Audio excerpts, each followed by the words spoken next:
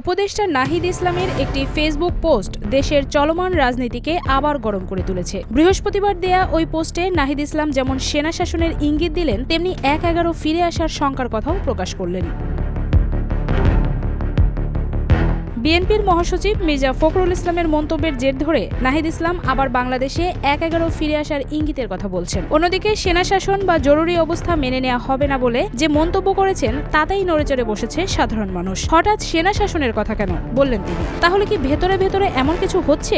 এমন প্রশ্ন এখন ঘুরপাক খাচ্ছে সমাজ পাতায়।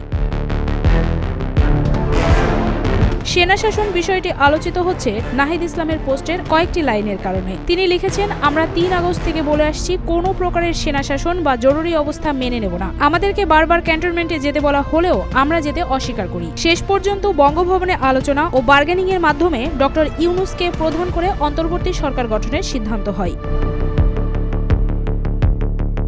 হাসিনা সরকার পতনের ৫ মাস পরে এসে পুরনো কথা বলতে গিয়ে ফের সবাইকে সেনা শাসনে তাদের নারাজির বিষয়টি মনে করিয়ে দেবার কারণ কি? তাহলে কি সেরকম কোনো ঘটনার সম্ভাবনা রয়েছে? নাহিদ ইসলামের এই পোস্টে এমন প্রশ্ন এখন সচেতন থেকে সাধারণ মনেও উকিঝুঁকি মারছে।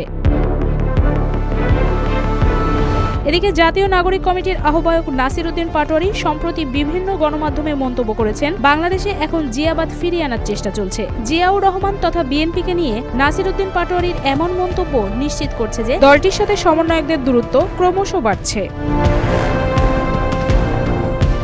নাহিদ ইসলামের দীর্ঘ পোস্টটি পড়লে যে কেউ অনুমান করতে পারবে এখন আর বনিবনা হচ্ছে না বিএনপির সাথে সমন্বয়কদের, আর সমন্বয়ক থেকে উপদেষ্টা পরিষদে স্থান পাওয়া আসিফ ও নাহিদের। সেনা শাসন বা জরুরি অবস্থার বিষয়টি ছাড়া নাহিদ ইসলাম তার পোস্টে যে দীর্ঘ কথা লিখেছেন তাতে একবার চোখ বুলিয়ে নেওয়া যাক। বিএনপি মহাসচিবের নিরপেক্ষ সরকারের দাবি মূলত আরেকটা ১/১১ গঠনের ইঙ্গিত বহন করে। ১/১১ বন্দোবস্ত থেকেই আওয়ামী ফ্যাসিজমের উত্থান ঘটেছিল। বিএনপি মহাসচিবের মন্তব্যে সামনে আরেকটা ১/১ সরকার, সংসদীয় সংখ্যাগরিষ্ঠতা ও নতজানু পররাষ্ট্রনীতির ধারাবাহিকতা ও গুম, খুন ও জুলাই হত্যাকাণ্ডের বিচার না হওয়ার আলামত রয়েছে। ছাত্র এবং অভ্যুত্থানের নেতৃত্বকে মাইনাস করার পরিকল্পনা ৫ আগস্ট থেকেই শুরু হয়েছে। ৫ আগস্ট যখন ছাত্র জনতা রাজপথে লড়াই করছে, পুলিশের গুলি অব্যাহত রয়েছে, তখন আমাদের আপোষকামী অনেক জাতীয় নেতৃবৃন্দ ক্যান্টনমেন্টে জনগণকে বাদ দিয়ে নতুন সরকার করার পরিকল্পনায় ব্যস্ত ছিলেন। অনেকে ছাত্রদের কথাও বলেছেন সেখানে।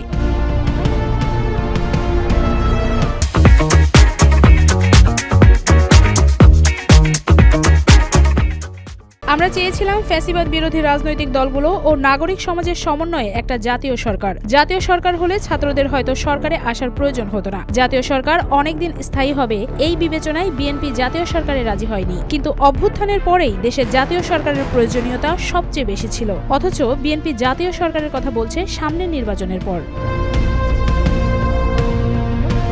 ছাত্ররাই এই সরকারের এবং বিদ্যমান বাস্তবতার একমাত্র ফ্যাক্টর, যেখানে ১/১১ সরকার থেকে বর্তমান সরকারকে সম্পূর্ণভাবে আলাদা করে। বিএনপি কয়েকদিন আগে -2 এর আলোচনা করলেও এখন ক্ষমতায় যাওয়ার পথ সুগম করার জন্য নিরপেক্ষ সরকারের নামে আরেকটি ১/১১ সরকারের প্রস্তাবনা করছে। এ ধরনের পরিকল্পনা গণতন্ত্র ও জাতীয় স্বার্থের বিরুদ্ধে যাবে এবং ছাত্র জনতা কোনোভাবেই এটা মেনে নেবে না। এবং আমি মনে করি এটা বিএনপির বিরুদ্ধেও ষড়যন্ত্র। আর এই সরকার জাতীয় সরকার না হলেও আন্দোলনের সব পক্ষেরই অংশীদারিত্ব রয়েছে এবং সব পক্ষই নানান সুবিধা ভোগ করছে। সরকার গঠনের আগেই ৬ আগস্ট অ্যাটর্নি জেনারেল এবং পুলিশের আগের আইজি নিয়োগ হয়েছিল, যারা মূলত বিএনপির লোক। এরকম ভাবে সরকারের উপর থেকে নিচ পর্যন্ত নানান স্তরে বিএনপি পন্থী লোকজন রয়েছে। নির্বাচনের নিরপেক্ষতার কথা বললে এই বাস্তবতাও মাথায় রাখতে হবে। রাষ্ট্রপতির পরিবর্তন, সংস্কার, নতুন সংবিধান, জুলাই ঘোষণা সব ইস্যুতেই বিএনপি বিরুদ্ধে অবস্থান নিয়েছে। অথচ এগুলো কোনোটাই ছাত্রদের দলীয় কোনো দাবি ছিল না। কিন্তু দেশের স্থিতিশীলতা, বৃহত্তর স্বার্থ এবং জাতীয় ঐক্য ধরে রাখার জন্য ছাত্ররা বারবার তাদের অবস্থান থেকে সরে এসেছে। কিন্তু এর মানে এই না যে গণতন্ত্র বিরোধী ও অভ্যুত্থানের আকাঙ্ক্ষা বিরোধী কোনো পরিকল্পনা হলে সেখানে আমরা বিন্দু পরিমাণ ছাড় দিব। আওয়ামী লীগ বিষয়ে ভারতের প্রধান দলগুলোর মধ্যে ঐক্য সম্ভব হয়েছে, অথচ বাংলাদেশে আওয়ামী লীগ বিষয়ে আমরা ঐক্য করতে পারিনি, এত হত্যা ও অপরাধের পরেও। হাই, এই জাতীয় ঐক্য নিয়ে আমরা কি রাষ্ট্র বানাবো? বাংলাদেশকে দুর্বল করা সহজ, কারণ বাংলাদেশকে সহজেই বিভাজিত করা যায়। এদেশের বড় বড় লোকেরা অল্প মূল্যে বিক্রি হওয়ার জন্য প্রস্তুত থাকে। আমি মনে করি না সমগ্র বিএনপি এই অবস্থান গ্রহণ করে, বরং বিএনপির কর্মী সমর্থকদের বড় অংশই অভ্যুত্থানের আকাঙ্ক্ষার বাস্তবায়ন চাই। বিএনপির দেশপ্রেমিক ও ত্যাগী নেতৃত্বকে আহ্বান করব, ছাত্র জনতার অভ্যুত্থানের বিরুদ্ধে না গিয়ে ছাত্র জনতার সাথে বৃহত্তর ঐক্য ও সংহতির পথ বেছে নিন।